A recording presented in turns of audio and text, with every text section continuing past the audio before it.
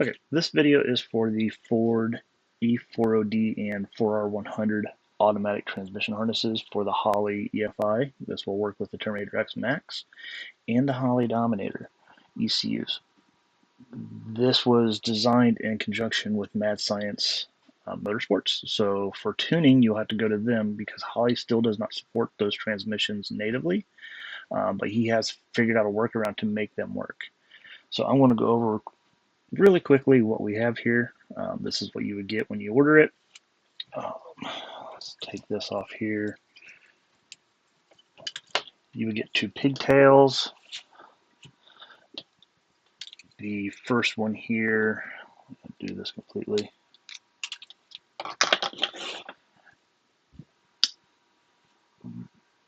This one is designed for the earlier generations that still use the ovalish, D-shaped output shaft sensor, and then you have one that uses the newer style, and those will plug into your VSS connector, vehicle speed sensor.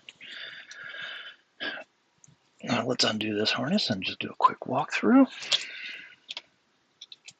So you'll notice there's some loose wire on this thing, and this isn't a full walkthrough on how to wire your vehicle up, but it is a walkthrough of what you get in the box and how to do most of the work to get it ready so you can start working with Mad Science Motorsports to get your tune set up.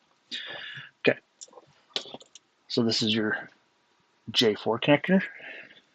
You will have 3 loose wires that come up near the J4 connector. These will actually go over to your J1B on the Holley Terminator X Max only. These are your shift solenoids 1 and 2 and your close clutch solenoid. Because Holley doesn't support it natively, we have to use 3 of the outputs on the Terminator X Max to make everything work correctly. Now on the Dominator, you'll need to find 3 available PWM ground outputs. Those will be most likely found on J2B. You can't use the same ones on J1B as the Terminator X Max because 2 of those are 12 volt. Okay, this is going to be some loose wires for things like overdrive, on and off, overdrive LED, brake switch. Let's start to unravel this a little bit. Come down the room a little ways. And here we have some loose wires, about, I wouldn't say quite midway down the harness, but these are going to be for your 4-wheel drive on and off, your reverse lamps, power and feed, and also your starter circuit. You have your main plug that plugs into your solenoid connector. You have an optional line pressure sensor transducer connection. Your vehicle speed, talked about those earlier. You have these little jumpers for the correct vehicle speed sensor you're using, typically put onto the output shaft. And then you have this is your digital transmission range sensor connector. So if you're running an older style little lever sensor, you will have to convert to the digital found on the later year 4R100s. All right. That's really the big overview of this harness. This harness was designed for folks that, maybe you have a Ford Lightning, second generation, maybe you just have a pickup truck that you've built and or just look for easier tuning capabilities and don't want to get rid of the 4R100 or the E4OD. This harness is for you. You do need a special tune to make it work. I'm going to repeat that probably a few times. You will have to work with Nick over at Mad Science Motorsports for that. But now I'm going to fill this thing up a little bit, and I'll be right back with you. And I am going to show you how to terminate these 3 little wires. Okay.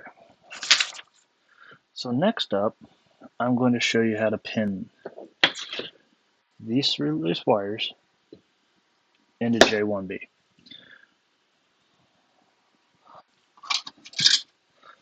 So if you've never depinned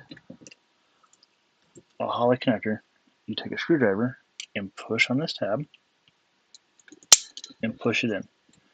You'll see these little white tangs pop up. I'm going to use the helping hands here just to make life a little easier for them today. Okay. Now, outputs 1, 2, and 3 are located on this row. So this is going to be pin 8, 9. The first wire you get to is going to be gray-black. That's going to be output 3. We're just going to pull it out. We're going to pull out this gray-red one.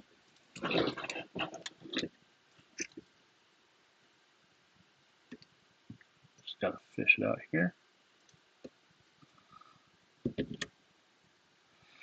And then this gray-yellow. So they're all 3 in line, right next to each other. So that makes it easy. Okay. Now we take our 3 wires that we have that are loose, and we're going to plug them in. So red goes to output 1. So it's kind of going to be the reverse here. You push it all the way until it's fully seated. We're going to take the pink, goes into output 2, and the black is your coast clutch. It's going to go into output 3. With those all in, it's a good idea just to give everything a nice little tug, push it in, release the connector from the helping hands, and then I'm just going to take a screwdriver. Well, actually, I'll just take my thumb, push that back in, and that makes sure everything's nice and secure and it won't pop back out. Now, these 3 loose wires, what I recommend to do is just pull them back out in your harness and tape them up. So this way, when Holley, if they ever decide to support the transmission natively, you can gain those outputs back. Now, folks that are on the Dominator, you're going to have to pick 3, like I said earlier, 3 outputs that are ground or PWM negative. Those are typically found on J2B. What I recommend there is you just figure out the 3 that you're going to use, pin it, note tape that down on a piece of paper, text file on your laptop, notes file on your phone, wherever. So this way, when you're working with Mad Science Motorsport, you can let them know exactly where they're plugged in at. Okay. If you have any questions on this harness, please feel free to reach out to us at MFKustoms.com. Hit up the contact us. If you have any questions on the tuning and getting a tune set up, you'll reach out to Nick over at Mad Science Motorsports. And I will put a link to his website and his Facebook page in the description below. But for now, goodbye.